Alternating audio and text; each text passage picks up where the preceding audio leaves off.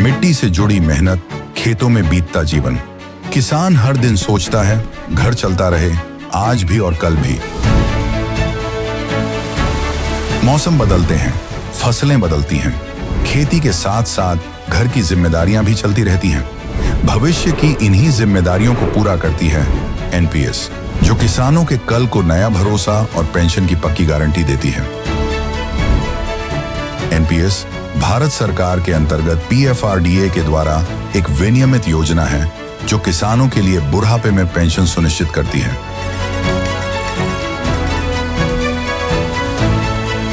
NPS खाता खोलने के लिए अपने नजदीकी सीएससी से संपर्क करें या 1800-110708 पर कॉल करें।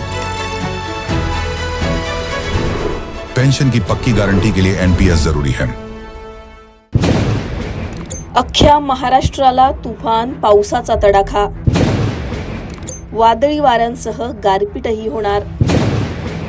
कोणत्या जिल्ह्यांमध्ये ऑरेंज अलर्ट जारी करण्यात आलाय, सगळं जाणून घेऊ।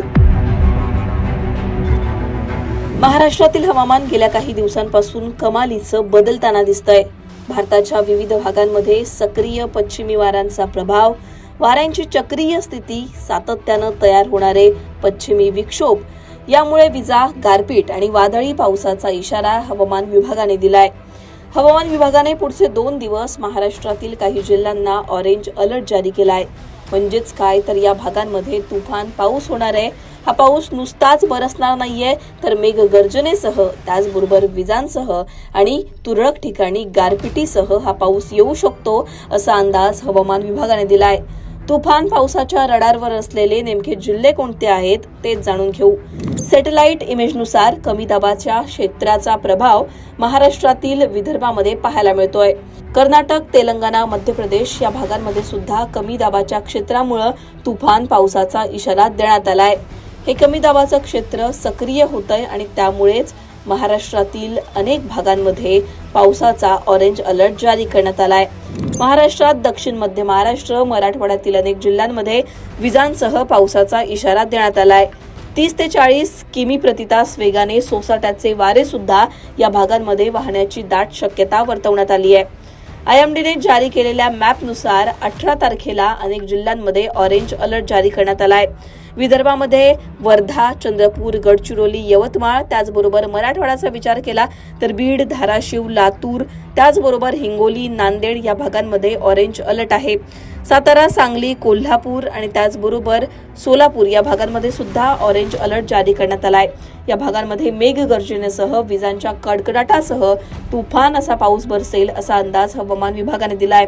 त्याचबरोबर अमरावती, नागपूर, गोंदिया, वाशिम, संभाजीनगर, जालना, अहिल्यानगर, पुणे, रायगड, रत्नागिरी आणि नंदुरबार या भागांमध्ये येलो अलर्ट आहे। या भागांमध्ये सुद्धा विजांसह पावसाची हजेरी पाहायला मिळणार आहे।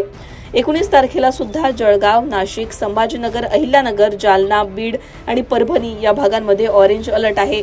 विजांसह तुफान पावसाची हजेरी 19 तारखेला सुद्धा या जिल्ह्यांमध्ये होणार आहे। त्याचबरोबर उर्वरित जिल्ह्यांमध्ये येलो अलर्ट जारी करण्यात आलाय। विदर्भातील सगळेच जिल्हे, त्याचबरोबर कोकणामध्ये रत्नागिरी, उत्तर महाराष्ट्रामध्ये नंदुरबार, धुळे, नाशिक आणि त्याचबरोबर लातूर, धाराशिव, सोलापूर, सांगली, कोल्हापूर, नांदेड, हिंगोली या भागांमध्ये सुद्धा येलो अलर्ट आहे। या भागांमध्येही विजांसह पावसाची हजेरी पाहायला मिळणार आहे।